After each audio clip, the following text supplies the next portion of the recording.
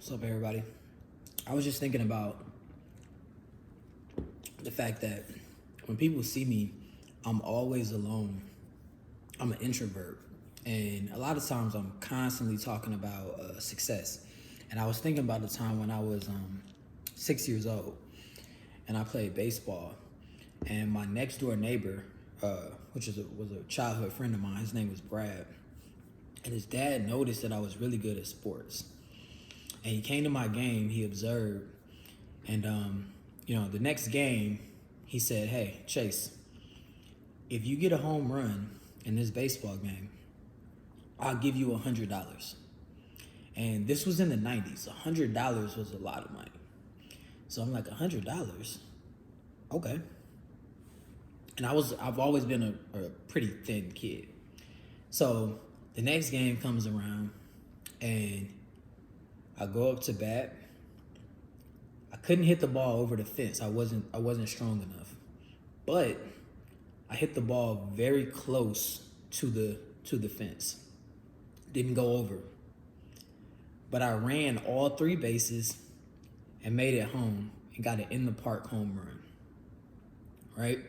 And I'm like, wow, I never hit a home run before, but I hit an in the park home run, and he owed me $100, which he gave me. And some of y'all might be saying, why are you explaining that story? Well, that story is important because that's how I view life, right? Sometimes you have to have a reward or something that triggers you or sparks your brain and makes you realize, hey, I'm capable of much more than what I've been doing. And he knew that I was capable of much more, but he had to give me a challenge and give me some type of reward in order for me to realize that. Now, the other aspect of that when it comes to me being a loner now, the coach of my team was also lived in my neighborhood, and he had a son on the team. He told his son to bring me home. So he just wanted me to get on base, and then he wanted his son to bat after me and hit the ball and bring me home. And if that would have happened, his son would have gotten the credit.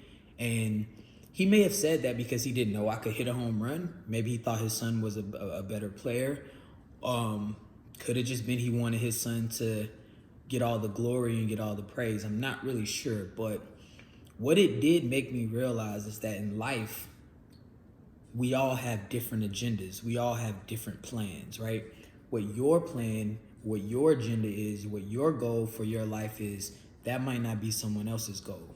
My goal in that game was to hit a home run because I knew that if I did that, I would get $100. And I probably spent it at Toys R Us or some kid store, maybe clothes. I've always been into fashion. I might have bought some sneakers or something, right? But $100 to a 6-year-old is a lot of money.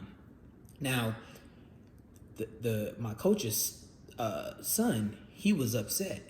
He was upset with me because I didn't stick to the game plan. I didn't just get on base and allow him to be the hero and bring me home. And in life, that's kind of how things are, right? Some people have their own agenda. They want to do things. They don't want you to reach your full potential because that might prevent them from doing what they want to do. And that's why I tend to stay to myself and pursue my dreams and my goals alone, because the more people you involve, the more agendas, the more conflict, the more confusion there is. So I typically just stay to myself. I typically set goals, and I only go around pretty much family and involve myself with others when I'm not in pursuit of a big goal at the moment. So that's just my way of thinking, and I kind of wanted to share it with others because, I mean, even if you don't use the example I just gave you, like think about if you take a road trip or you plan a trip with your friends, right? When you get to your destination, wherever you want to take this trip to, you may have a list of places you want to see, restaurants you want to try.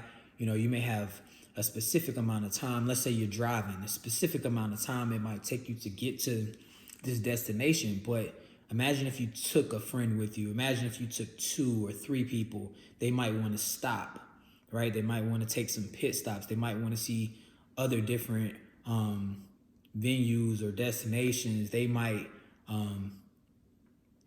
plan a maybe the same destination as the goal, but their idea of a good time when they get there could be totally different from what you had planned, right? And that's just kind of how life is. So if you're trying to figure out, well, why is this person always alone? That sometimes people, introverts especially, and loners, that's how we think about life. We just would rather be by ourselves. So just a thought that was on my mind, wanted to share. Later.